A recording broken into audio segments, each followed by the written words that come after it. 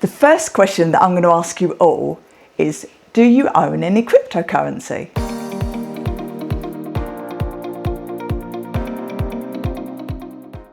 I'm here just to shine a light on the cryptocurrency industry as someone that's been studying it and been involved with Bitcoin since the really early days, well, actually since 2011. And then I learned and I appreciated what Bitcoin really stood for, its decentralized nature. Now, decentralized, it means that it's not owned by any one person or company, and it's owned by the people and the people that were involved in the system. Everybody had a fair chance to be involved in it, and that is what I really, really loved. It wasn't dependent on your location or your financial worth, and I loved the fact that you could actually own your own property. Because I was so early to market and it was so difficult to use my Bitcoin as currency or even cash it out to the bank, I ended up holding it safely and securely over a very long period of time because I simply just didn't know how to use it. I didn't understand it. And during the 10 years that followed, I watched the market closely and I saw that it was extremely volatile, all in cycles, very similar to the stock market. However, when 2017 came around, Bitcoin was becoming a lot more user-friendly and it started to be adopted worldwide and taken a lot more seriously. Each Bitcoin hit a high of £20,000 during that period. Amazing times. And I realised that it was my duty then to learn properly how to use the assets that I'd made. So what is Bitcoin? It's a new form of money. A currency that lives solely on the internet, a currency that some have called magic internet money. Bitcoin is both a currency and also a payment network, and we've never ever had something that is both of those at the same time. During the 2008 financial crisis, as cracks in the financial system spread, institutions once thought to be invincible were shown to be vulnerable. And we now know governments from all over the world were forced to bail out the financial institutions. And a bailout is where the governments take taxpayers' money and give it to an irresponsible financial institution to bail out their mistakes. Now, a bail-in, that's somewhat different because such a thing actually occurred in Cyprus in 2013, and banks were shut down and people's money were confiscated. The same thing happened in other countries, and January the 1st, 2016, they passed a European bank bail-in as legislation, and that was a huge wake-up call to many of us. Mt. Gox was a huge Bitcoin exchange. They processed about $100 million a day of volume, absolutely huge. So they collapsed in quite a spectacular fashion in 2014. People were putting their money in, essentially giving them their Bitcoin, and they were giving them control of their own private keys. And the irony is that that exact centralisation risk is what Bitcoin is supposed to be separating you from. Now, in more recent years, there's been more huge collapses of big exchanges such as FTX and also Celsius in 2022. And I was actually a creditor of that as well.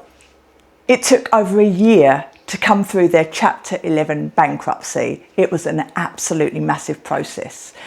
I feel that the most valuable lesson that can be learned from all of this devastation is the importance to hold your own crypto, your own private keys, preferably in a cold storage device, which means off of the internet. Do not trust, verify. So this space is absolutely full of scammers and scam projects. It's still by far a very unregulated industry, and that is something to be aware of. And it's so important to check absolutely everything. Never ever click on any links that are sent to you via email, however real that they look. And in this new world that we're living in of AI, please don't believe any celebrity endorsements that you might see. I'll say it again and again. Don't trust, verify.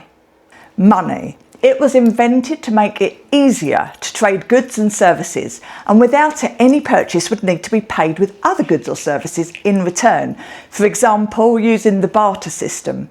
And to be truly functional, money has to fit 3 intrinsic properties. Let's see if Bitcoin meets this criteria.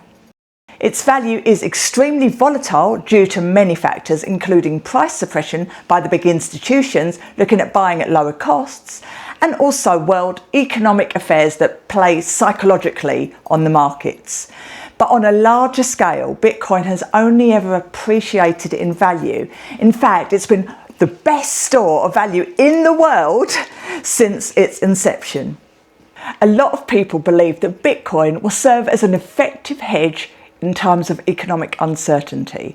And assertions like Bitcoin is the new gold at some point have appeared on the front page of pretty much every financial outlet. And there is some truth in this statement. Bitcoin is definitely a great way to escape hyperinflation. And it's also true that there's some correlation between Bitcoin's price and the prices of mainstream asset categories, such as the stock exchange. People believe that its intrinsic value is found in the underlying technology, and the underlying ideals will make it likely a hedge during a global economic downturn. In a scenario where everything goes down the drain, I believe that Bitcoin will most likely thrive.